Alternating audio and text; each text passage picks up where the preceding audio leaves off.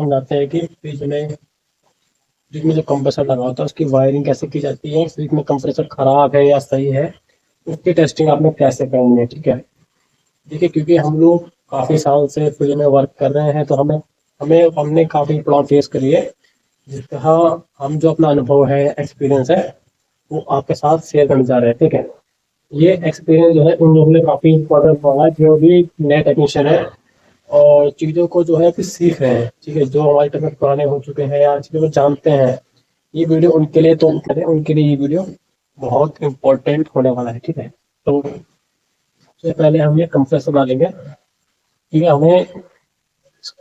हमें कंप्रेसर खराब की पहचान तो सीखनी है, पर सबसे पहले हमें ये सीखना है, मान लीजिए आता है वो अच्छी बात है, नहीं आता है वो ध्यान से देखें, हमें वायरिंग सीखनी है। ये आपका कंप्रेसर होता है। ठीक है, यहाँ पे 3 होते हैं, ये 3, ये होता है कॉमन, स्टार्ट या बनिंग है, और ये स्टार्टिंग, एक बार ये वाली है। ठीक है, और एक जो है ये है, और एक आपकी ये वाली। ठीक, तो ये 3 वायर लगी है।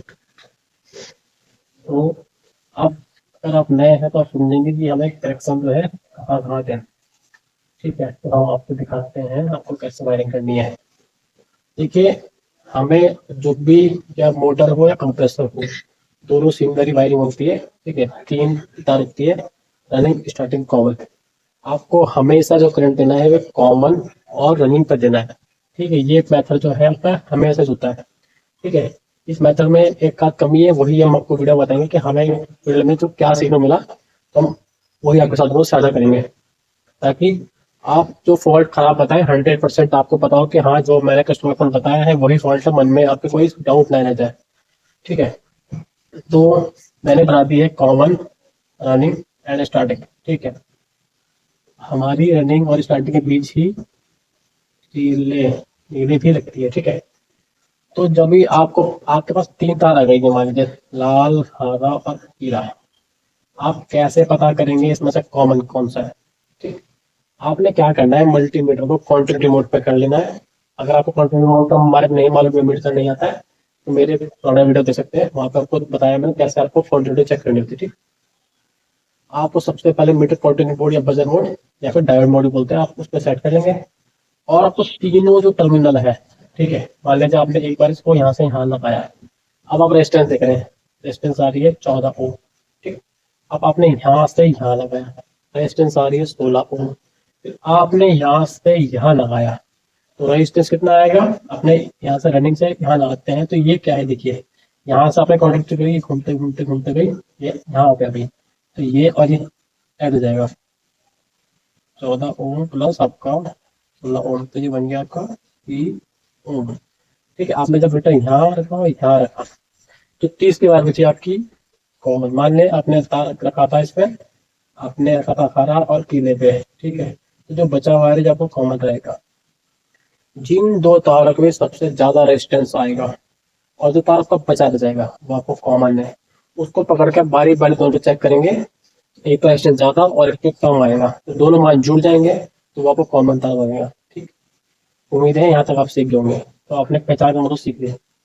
ठीक है ना, देख लीजिए आप डायग्राम यहाँ मीटर लगा रहे, तो कॉमन सी बात है कि सारा वाइंडिंग आपकी लीक की वाइंडिंग स्टार्टिंग ऐड हो जाएगी, तो उनका टोटल रेजिस्टेंस आपस में जुड़ जाएगा। जब आप यहाँ से यहाँ लाएंगे तो इसका रेजिस्टेंस देगा, यहाँ से यहाँ लाएंगे तो इसका रेजिस्टेंस देगा, और करंट दे रहा है आपने कहाँ कहाँ पे, कॉमन पे और रनिंग पे। अब देखिए, जो आपका रेजिस्टेंस हाई कराता है, कॉमन से स्टार्टिंग में सबसे हाई रेजिस्टेंस होता है, और कॉमन से रनिंग के बीच हमेशा लो रेजिस्टेंस आता है। ठीक है, ये मेथड आपको 90% जो है काम करेगा। ठीक है, अब आप आते हैं दूसरे तरीके से, तो ये इसको हम कहते हैं मल्टीमीटर मेथड। ठीक है, आपने पहचान कर ली है, ये कहते हैं मल्टीमीटर द्वारा रनिंग कॉमन स्टार्टिंग की पहचान। तो आपने ये मेथड में ये सीख लिया, मल्टीमीटर से रनिंग स्टार्टिंग कॉमन की पहचान। ठीक है, अब आपने कई बार क्या होता है, आप जैसे फील्ड में लड़के नए गए होंगे ना, उसको देखा होगा, वो जाते हैं एलजी के कंप्रेसर लगाते हैं, वो नोट करते हैं यार रीडिंग तो लो यहाँ ये है, और कंप्रेसर स्टार्ट तो यहाँ के अंदर से हो रहा है। ठीक है, अब यही आपका जो अगला है, आपसे दूर करेंगे, इसे कहते हैं एम्पियर एम्पियर मीटर द्वारा पहचान। ठीक है, अब आपने क्या करना है, ध्यान से सुन लीजिए। आपने एक तार यहाँ कॉमन लगा लिया। ठीक है, कॉमन तो पता लग जाता है। ठीक है, आपको रनिंग स्टार्टिंग कब से आती है, कॉमन कोई दिक्कत नहीं आती रनिंग में। अब आपको पता करना है कि तार कहाँ लगाना है, और आपको श्योरिटी चाहिए कि यही हम लोग जो तरीका अपनाते हैं वो ज्यादातर यही अपनाते हैं। ठीक है, वो तो क्या करते ही है जो पहले देखा है, पर हम स्टेप टू फॉलो करते हैं। अब हमने क्या करना है, स्टेप टू के अंदर में, स्टेप टू के अंदर हमने जो है एक तार इतनी कॉमन पे एक देनी है रनिंग पे, पेमीटर से करते हैं। सपोज ये आपकी कॉमन है 3 वायर हो गई है। ये और ये ये और ये आपका ये हो गया है SC1 SC2। एक बार ये है, एक बार ये, यहाँ पे आप किसी में भी SC1 SC2 में आपने लगा देना है इम्प्लीमेंटर।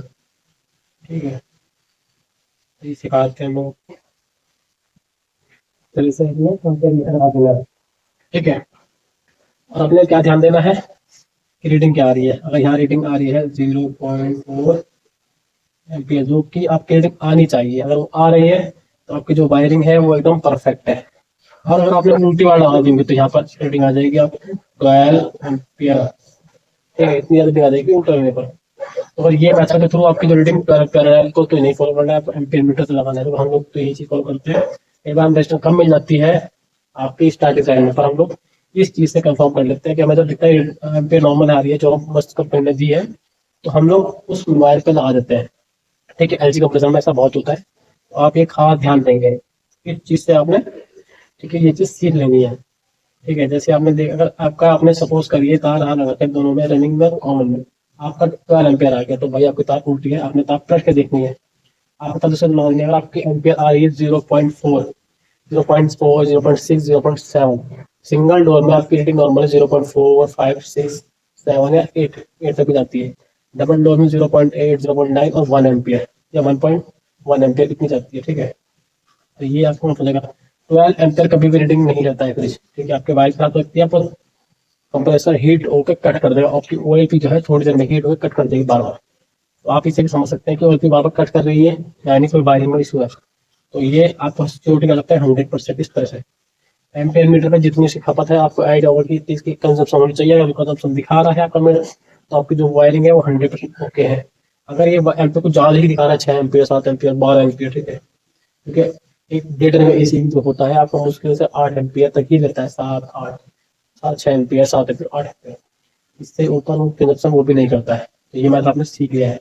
ठीक है, एक होता है आपका, मान लिया कस्टमर के घर में गए हैं और उसका कंप्रेसर एकदम बढ़िया चल रहा है।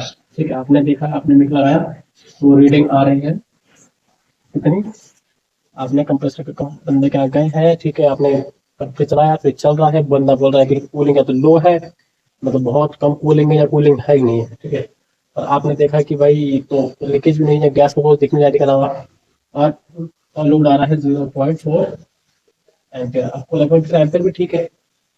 अब आपको कंप्रेसर इसमें, इस केस में क्या हो सकता है कि अपने गैस वगैरह सब रखो सिस्टम में। ठीक है, आपने चेक कर लिया, मान लें अपने कैप तार काट के, ब्रेक काट के चेक कर लिया, आपको दिख रहा है कि यार गैस थी अंदर, तो फेसबुक गैस निकली है, यानी आपका गैस का तो प्रॉब्लम नहीं थी। अभी भी आकर आप इसे कहते हैं लो पंपिंग प्रॉब्लम। ठीक है, तो कंप्रेसर में लो पंपिंग भी आती है। ये तो हमने फैशन सीखा था, आप समझेंगे कितने कंप्रेसर खराब है। कहते हैं लो पंपिंग, लो पंपिंग और लो लो पंपिंग प्रॉब्लम। आप इसे कंफर्म कैसे करेंगे कि जो कंप्रेसर में लो पंपिंग ही प्रॉब्लम है, कोई और प्रॉब्लम तो नहीं है। तो देखिए क्या होगा, ये आपका कंप्रेसर है, इसमें दो सबसे मेन होते हैं पाइप, एक होता है सक्शन, दूसरा होता है आपका डिस्चार्ज। डिस्चार्ज, ठीक है, तो ये इस तरह से होता है, ये इस तरह क्या होता है, इस तरह से। ठीक है, ये कंडेंसर है आपका, इस तरह से कंडेंसर। यहाँ जुड़ा होता है आपका ड्रायर फिल्टर, बोलते हैं हम लोग ड्रायर फिल्टर, यहाँ पर होती है कैप फिल्टर, इसके अंदर हमारे कैप लग चुकी होती है। तो आपने, अगर आप पुराने मैकेनिक हैं, फील्ड में काम कर चुके हैं, ठीक है, आपको अच्छा फील्ड एक्सपीरियंस, आपको अच्छा फील्ड एक्सपीरियंस है, तो आप क्या करेंगे, तो यहाँ पे कट लगा देंगे या फिर यहाँ पे कट लगा के कंप्रेसर ऑन कर देंगे, और यहाँ पे अंगूठा लगा के चेक करेंगे कि आपके अंगूठे को पुश कर रहा है या नहीं कर रहा है। ठीक है, अगर आपको एक्सपीरियंस आप देखेंगे कि पुश नहीं कर रहा है, तो आप कंफर्म कर देंगे कि इसकी लो पंपिंग है, जिस कारण से कूलिंग नहीं आ पा रही, क्योंकि ये जो गैस है सिस्टम में नहीं घुमा पा रहा है। तो ये इसका लो पंपिंग इसको, ठीक है। अभी आप पुराने रेट में नहीं, आपको इस कंफर्म नहीं हो पा रहा है अंगूठा लगा के लो है भी या नहीं है, तो हम आपको सिखाते हैं दूसरा तरीका। आपने क्या करना है, जाके दो लाइन आपकी AC1 AC2, तो आपने किसी में भी लगा देना है क्लैमीटर। ठीक है, आपने क्लैमीटर लगा लेना है, क्लैमीटर लगा देंगे और रीडिंग पड़ेगी। यहाँ पर मान लीजिए रीडिंग आ रही है 0.4 एम्पियर। अब आप इसे पुश करके दबा के रखेंगे, अगर ये रीडिंग बढ़ के जाती है 0.5, 0.6, 0.7, तो आपका जो कंप्रेसर है वो सही है, क्योंकि देखिए वो प्रेशर भी पूरा लगा रहा है, और जब आप उसे दबा के रख रहे हैं तो आपके एम्पियर भी बढ़ रहे हैं, क्योंकि आप जब दबा रहे हैं तो उसको लोड बढ़ रहा है उसकी, ठीक है, तो ज़्यादा ऊर्जा खपत कर रहा है। तो ये मतलब आपका 90% कंप्रेसर सही है, क्योंकि वो प्रॉपर एज उठा रहा है आगे को।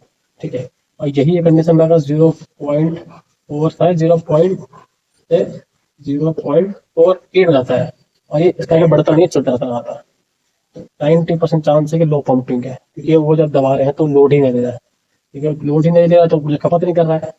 तो 0.4 से 0.48 तो हो पा रही है, 0.5 नहीं हो पा रही, ना 6 हो पा रही है।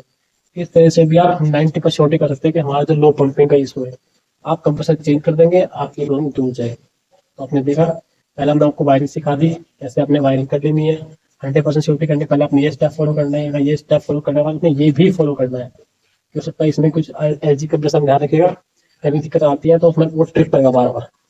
तब आपने पहले ये फॉलो करना है, और साथ में इसी का आपने एम्पीयर मीटर भी लगाना है, एम्पीयर की रीडिंग भी चेक करनी है। तो पहले आपने वायरिंग करने के बाद ऑन नहीं करना, एम्पीयर मीटर भी लगाएंगे और तब हम ऑन करेंगे। एम्पीयर का सही दिखा रहा है तो कोई इशू नहीं है, वायरिंग में ओके है। अगर एम्पीयर ज़्यादा दिखाता है तो ट्रिप पड़ जाएगा, तो आपको वायरिंग फॉल्ट है, आपको चेक कर लेना है। आप पता करेंगे आपको लो पंपिंग, मतलब आपका प्रेशर चल रहा है, प्रॉपर वर्क कर रहा है, कूलिंग नहीं आ रही है, और गैस वगैरह भरपूर में करके चेक कर लिया। उस केस में आपको ये तरीका अंगूठा लगा के, अगर आप जानते हैं नहीं जानते हैं, अंगूठे से चेक करेंगे कि आपको आइडिया हो जाएगा। ठीक है, और कंफर्म करने के बाद क्लाइमेटर लगा के, एम्पीयर मीटर बोलते हैं, क्लाइमेटर बोलते हैं, उसे लगा के चेक कर लेंगे कि रीडिंग आपको 0.4 से 0.56 आगे बढ़ रही है, नहीं बढ़ रही है। अगर वो नहीं बढ़ रही है तो 90% कम ये है, लो पंपिंग इशू है, अगर चेंज करेंगे मामला। ठीक है, अगर 0.4 से 0.48 हो रहा है तो 90% 99% आपका कंप्रेसर जो है खराब है, इसमें लो पंपिंग का इशू है, इसलिए ये लोड नहीं दे पा रहा है, इसकी वायरिंग में इशू आ गया, ताकि इसलिए पुश नहीं कर रहा है गैस को, तभी कस्टमर के जो कूलिंग प्रॉब्लम आ रही है। ठीक है, ये वीडियो कैसा लगा हमें जरूर बताइएगा, ताकि इस तरह से आपके और भी वीडियो ला सके, कि हमने ये काफ़ी ज़्यादा फेस की थी फील्ड में, तो हमने ये आपके लिए लेके आए हैं। उम्मीद करते हैं आपको वीडियो पसंद आया होगा। चलिए नेक्स्ट